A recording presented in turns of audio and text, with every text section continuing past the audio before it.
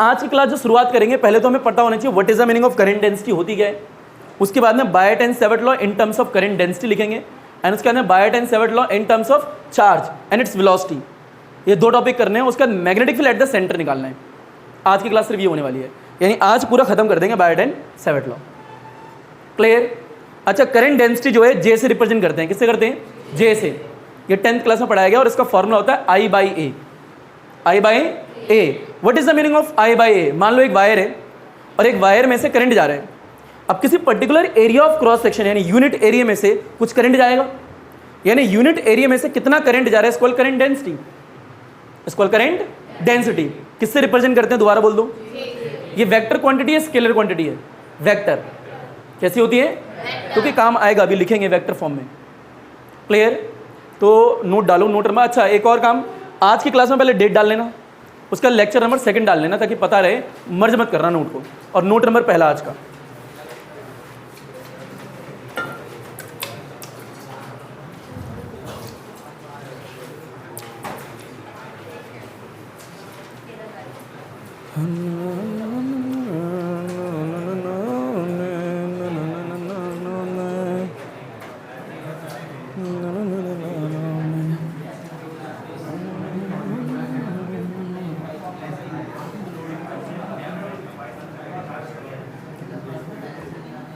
अच्छे बेटे बोर्ड पे लिखा हुआ सब कुछ दिख रहा था ना? एक बार देखना, विजुअल है?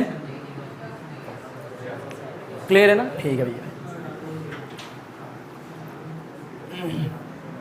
बेटे सारे बच्चे ऊपर देखें, तो नोट नंबर पहला है, उसके अंदर लिखें करंट डेंसिटी। नोट नंबर 1 के अंदर लिखें करंट डेंसिटी। नोट नंबर 1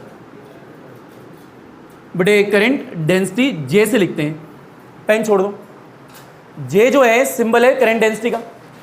इसका फॉर्मूला होता है आई बाई ए। और ये कौन सी क्लास में पढ़ा है? 10th। ये लिख लेना 10th क्लास, ताकि आपको ये एहसास होता रहे कि 10th class is directly proportional to the 12th class. अब ये आई बाई ए होता है। व्हाट इज जे जो है करंट डेंसिटी, और ये कौन सी क्वांटिटी है? वेक्टर क्वांटिटी है। बस इतना ही है नोट, और कुछ भी नहीं है। अब टॉपिक ये है बेटे Biot Savart law in terms of current density यानी जे। यानी आपको बायट एंड सेवर्ट लॉ को जे के टर्म में लिखना है। अब ये तो बायट एंड सेवर्ट लॉ का फॉर्मूला क्या था? Mu naught upon 4 pi I dl sine theta by r square. क्या था? म्यू नॉट अपॉन में 4 pi I dl sine theta by r square. तो देखो यहाँ लिखो वी नो, छोटी सी मैग्नेटिक फील्ड जो है म्यू नॉट अपॉन में क्या है? 4 पाई है। बेटा आई है, डीएल है, साइन है, थीटा है, और डिवाइड में क्या है? आर स्क्वायर है। पर इसमें जे है क्या? नहीं। तो इसे जे के फॉर्म में लेके आना है। कैसे लेके आए? यहाँ क्या लिखा है? साइड में से लाइन खींच के लिख लेना 10th क्लास। बताओ जे इज इक्वल टू क्या है? I by. यहाँ मैं डीएल से मल्टीप्लाई और डीएल से डिवाइड कर रहा हूँ जानबूझ के। ये आता है, ये एरिया है और ये लेंथ है। एरिया और लेंथ की बात करें तो होता क्या है? वॉल्यूम। क्या होता है? यानी इसको मल्टीप्लाई करेंगे इससे तो वॉल्यूम ही तो आएगी।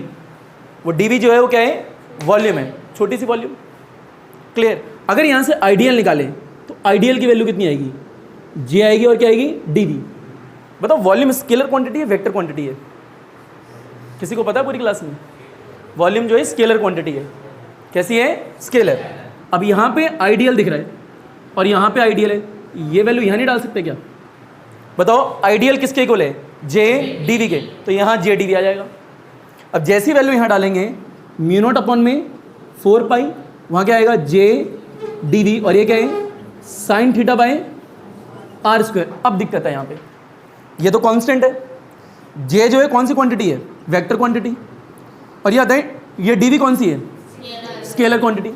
अगर इसे वेक्टर फॉर्म में लिखना है तो ऊपर एक और वेक्टर क्वांटिटी होनी चाहिए थी, तभी तो क्रॉस में लिख पाओगे।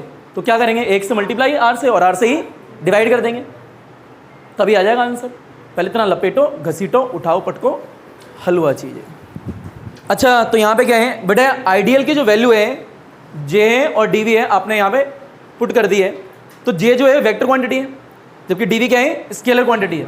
तो यहाँ आर से मल्टीप्लाई आर से डिवाइड कर देंगे। तो देखो आएगा क्या? यहाँ पे आएगा dv which is equal to mu naught upon में 4 है, पाई है, जे है, डीवी है, साइन थीटा, मल्टीप्लाई कैसे कर दिया? आर से। डिवाइड में क्या था? आर स्क्वायर था, एक और आर आ गया। अभी आता है ये स्केलर है और ये क्या है, वेक्टर। तो यहाँ पे थोड़ा सेपरेट करके ऐसे लिखो, म्यू नॉट डिवाइड में 4 पाई, जे है जे लिख दिया, आर को इसके साथ लिखा और ये क्या है साइन थीटा, डीवी को अलग लिख दिया क्योंकि वो स्केलर था। क्लियर। और डिवाइड में क्या है, ये आर स्क्वायर या आर कितना हो गया आर क्यूब। अब लास्ट क्लास में बताया इसको हम कैसे लिख सकते हैं, J vector cross r vector. Open करोगे तो क्या आएगा, जे आर साइन थीटा। तो आंसर क्या आएगा यहाँ पे, म्यू नॉट अपॉन में 4 पाई, इसकी जगह लिखो ये जे वेक्टर क्रॉस में आर वेक्टर, और ये स्केलर है तो ये dV divide by r cube, ये आ गया magnetic field. But in terms of current density. Exam में अच्छा एक और चीज, एग्जाम में आएगा derive an expression for the Biot and Savart law in terms of current density. तो करने का तरीका क्या होगा, पहले लिखोगे बायट एंड सेवर्ट लॉ की डिफाइन होती क्या है, एम क्या था उनका, डायग्राम 4 रिलेशन कंबाइन करके बनाओगे मेन, उसके बाद में वेक्टर करके दिखाओगे ऐसा होता है, यानी बाद में दिखानी है वेक्टर फॉर्म। लपेटो से फास्ट।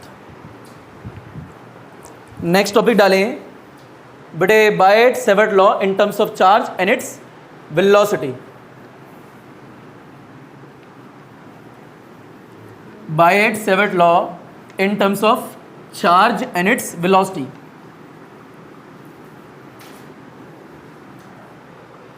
अगले देखिए next, Biot Savart law in terms of charge and its बेटे वेलोसिटी। यानी चार्ज और वेलोसिटी की बात हो रही है, यानी बायट एंड सेवर्ट लॉ का जो फॉर्मूला होगा उसे चार्ज की टर्म में लिखना है और वेलोसिटी की टर्म में भी लिखना है। यानी चार्ज पार्टिकल मोशन में होगा उसको कुछ वेलोसिटी होगी, वो सारी चीज़ें इंडिकेट करनी है। अब बात करें 10th क्लास में तो आपने पढ़ा होगा what is the meaning of current, the flow of charge is called current, और what is the meaning of electric current, the rate of flow of charge is called electric current. यानी कितने समय में कितना चार्ज फ्लो करा इसको electric current. I is equal to q by t, कभी सुना है 10th क्लास में, I is equal to q by t, उसी रिलेशन का इस्तेमाल करेंगे यहाँ पे। पहले बताओ d B is equal to होता क्या है, म्यू नॉट अपॉन में 4 pi I d l sine theta by बटे आर स्क्वायर होता है, पर इसमें चार्ज नहीं है, इसमें वेलोसिटी भी नहीं है, तो कैसे लेके आए, यहाँ से लिखो, लिखेंगे 10th क्लास, साइड में लिखना है। ये आता है आई और डी एल में भी जानबूझ के लिख रहा हूँ, वहाँ पे क्वांटिटी है। बताओ आई का फॉर्मूला होता क्या है, क्यू बाई टी, क्या होता है क्यू बाई टी, पीछे क्या है डी एल, तो डी एल लिख दिया, पर यहाँ टाइम में स्मॉल ले रहा हूँ, टाइम के ले रहा हूँ स्मॉल, छोटा समय लिया है। क्यों लिया है छोटा समय, क्योंकि वायर थी उसमें एलिमेंट छोटा था बड़ा था, छोटा सा एलिमेंट था। अब ये पूरी लेंथ मान लो एल है, छोटा सा पोर्शन क्या होगा डी एल होगा। अब मान लो यहाँ से करंट जा रहा है 10 एम्पियर मान लो, तो जो करंट इसके अंदर से जाएगा वो भी तो 10 ही रहेगा, वो छोटा नहीं लिख सकते ना, यानी करंट के आगे डी नहीं लगा सकते वहाँ पे। उसी प्रकार से जो चार्ज जा रहा होगा चार्ज के आगे डी नहीं लगाएंगे, जो चार्ज यहाँ से जाएगा वही चार्ज यहाँ से जाएगा। पर एक बात बताओ, पूरी वायर को अगर देखें तो उसके लिए समय अलग होगा, छोटे से पोर्शन की बात करें उसके लिए समय अलग होगा, वो छोटा समय होगा। अगर सिर्फ इतने से एलिमेंट की बात करें हो तो इतने से एलिमेंट में यहाँ से गया चार्ज यहाँ तक आया, कुछ समय लिया होगा, वो समय छोटा समय होगा। पर पूरी वायर के लिए समय देखोगे तो अलग होगा। तो हम डीएल की बात करें तो छोटा समय लेना पड़ेगा ना, यानी इतने एलिमेंट की बात करेंगे तो छोटा समय, तो dt लिख दिया, पर चार्ज वही रहेगा जो यहाँ से गया है जो यहाँ से गया है, चार्ज पे डी नहीं आएगा। क्लियर, तो इसलिए छोटा सा समय लिया है। अभी आता हूँ, ये dl है और ये dt है, और dl by dt 11th class में पढ़ा है वेलोसिटी होती है, क्या होती है वेलोसिटी। तो ये I है dl है, तो आया क्या q और v आ गया, क्या आ गया q और v, और यहाँ पे आइडियल है ही, तो यहाँ से ये वैल्यू यहाँ डाल देंगे।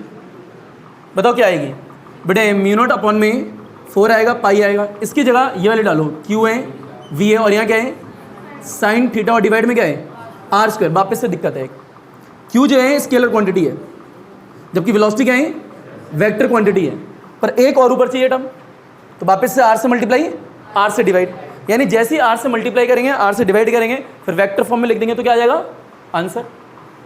हाँ ना बोलो भैया, चार्ज क्या है स्केलर है, ऊपर देखो भैया म्यू नॉट है अपॉन में क्या है 4 पाई, q जो है एज इट इज लिख दिया, v लिख दिया, साइन थीटा है, डिवाइड में क्या आएगा आर स्क्वायर, यहाँ r और यहाँ पे भी r, सेपरेट कर लो चाहो तो, यहाँ पे देख लो।